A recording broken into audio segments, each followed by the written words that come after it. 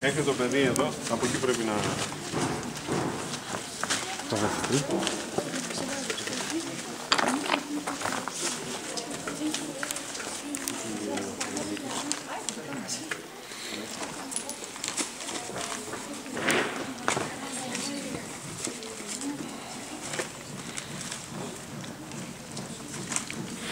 Δηλαδή, θα είσαι εδώ και θα φωτογραφίζεις. Εντάξει, έτσι. Οκ, εδώ. Τώρα.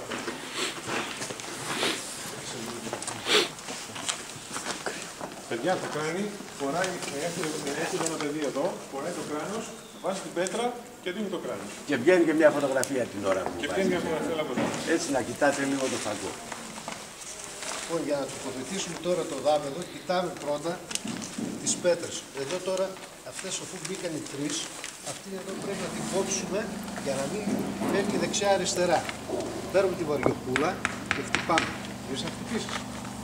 Πιάνεις με το ένα το χέρι την πέτρα. Θα τους δίνεις την πέτρα, έλα πίσω. Θα τους δίνεις την πέτρα, γονάτισε κάτω. Είσαι αριστερός ή δεξιός? Δεξής. Δεξής. Θα την πιάνεις έτσι την πέτρα και από εδώ χτυπάς. Σωτήρη.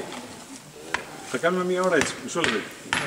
Σε μένα λίγο. Βάζουν την πέτρα, φωτογραφίζονται και η φιλοσοφία με όχι, ναι, δεν είναι να τη βάλω μέσα. 2-3 χτυπήματα είναι αυτό. Φτάνει, δεν την έσπασες. Άλλος. Γιάννη από πίσω, ένας από πίσω. Γιάννη γρήγορα, πάμε. Ας θα το ρυθμίσω εγώ. Σωτήρη, κάτσε κάτω, αυτό είναι σταθερός όμως. Εκεί. Φτάνει, φύγε, άλλος. Ο επόμενος. Έλα Κώστα γρήγορα. Γιάννη εκεί. Κώστα, πάμε.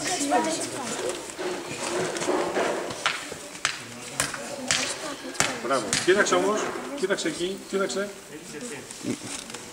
Εδώ, μπράβο. Μπράβο. Φύγε. Έλα εδώ σε μένα. Μοντέλο Κώστας, μοντέλο Κώστας.